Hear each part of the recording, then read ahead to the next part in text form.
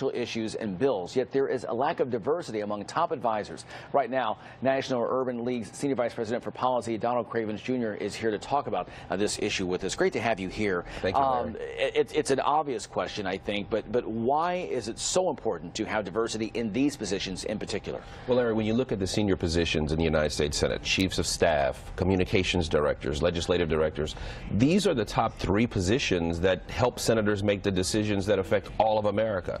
And so when those top 3 positions are non-diverse, the question has to be asked, are our members of Congress or our United States senators truly making informed decisions? Believe at the National Urban League that it's important that these positions have people of color, have women, so that when decisions are being made, they're being voted on, like today, those decisions are truly informed decisions and will benefit all Americans. As well as things, I mean, obviously the voting is one thing, and you can't, you know, in a vote say you have to vote for the person of this gender or this race, but at the same time, these are positions where you can have people from other groups come in and influence people who are making those votes. The Senate, Congress, the House, they don't adhere to the same racial policies that everyone else does in terms of the EEOC. What is their record on racial diversity? Well, you know, that's interesting. Congress, when they were passing the equal opportunity laws that mandated that corporations be diverse and track their numbers and whom they're hiring, they exempted themselves. So Congress is exempt from those rules. So when they are making their decisions, when a senator or a representative, a congressman or woman decides to hire someone, there's no obligation, there's no requirement for them to then report, my staff has 2 African Americans, my staff has 5 Latinos. There's no requirement to do that. Also, there's no requirement to have in-place mandatory hiring requirements. And so what you see is what we've been seeing for the last 100 or so years, which is the Senate is primarily made up of a non-diverse body. There's 300 senior staff positions, Larry.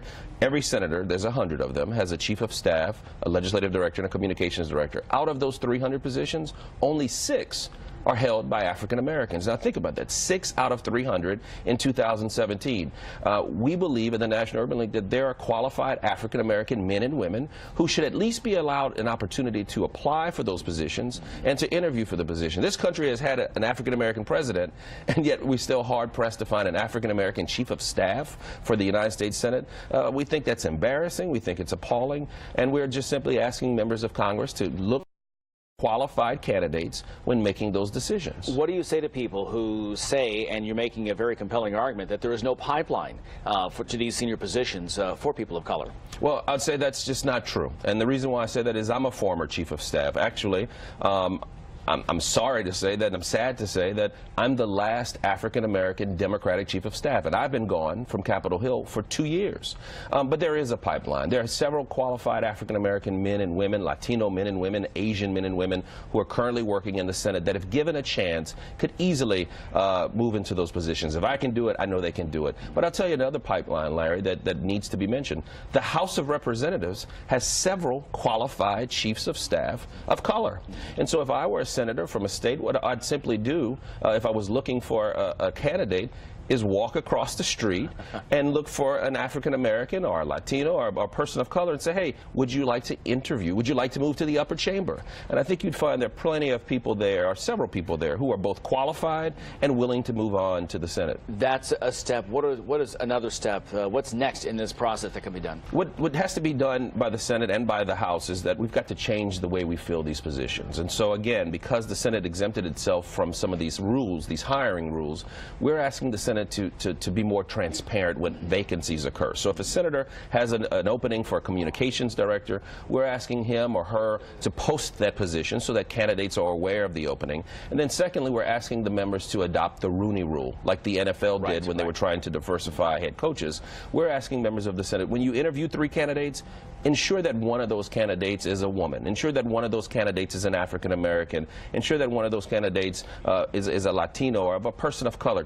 Make sure you're having diverse principles and requirements in your interview process. Yeah, even if they don't get the job, they get the experience of hiring, and you get to know them. And again, it's good. As the NFL has figured out, it's good.